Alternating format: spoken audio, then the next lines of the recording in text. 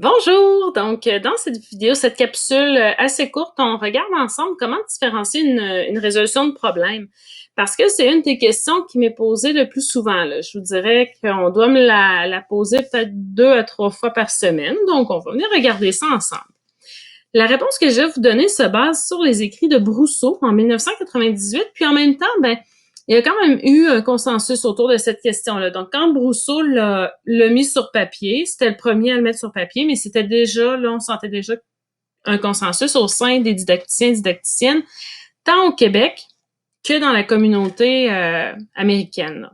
Donc, Canada, États-Unis, puis l'Amérique du Sud. Donc, qu'est-ce qu'on fait quand on veut simplifier ou complexifier une tâche?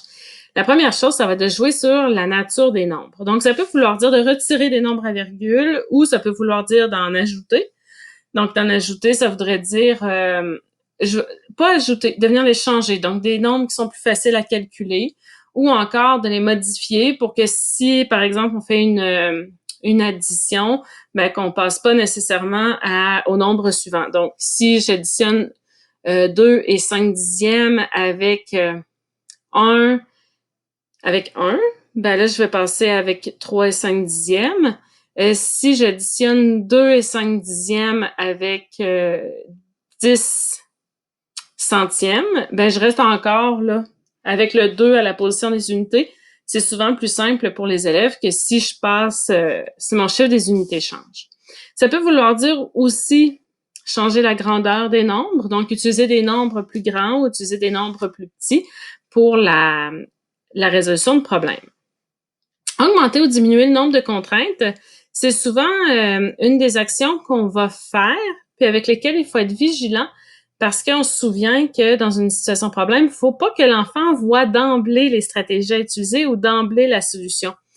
Il doit y avoir une espèce de recherche, là, puis un travail, un cheminement d'esprit qui doit être fait.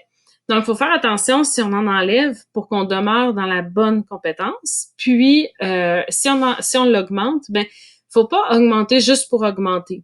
Si je pense à certaines situations de problème où on a un contexte, puis on a 4 amis qui participent à un concours, par exemple, puis qu'on demande à peu près les mêmes démarches pour chacun des amis, si j'en rajoute un cinquième, je complexifie pas grand-chose. Je fais juste reprendre la même stratégie une fois, 2 fois, 3 fois, 4 fois, 5 fois.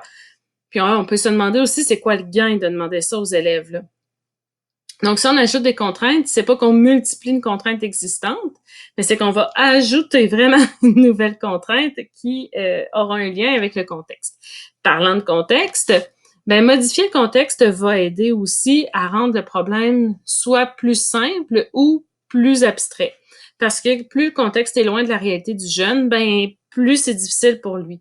Donc, je vous donne un exemple. Si on parle, admettons, puis si on va le vivre beaucoup avec nos jeunes issus d'immigration ou encore qui viennent de d'autres provinces, si je fais un problème écrit sur le Carnaval de Québec ou si je fais un problème écrit sur le métro de Montréal, puis que j'ai un élève qui a jamais mis les pieds à Montréal, puis qui a jamais vraiment exploré le concept de métro, c'est sûr que là, j'ai un contexte qui est très loin de lui.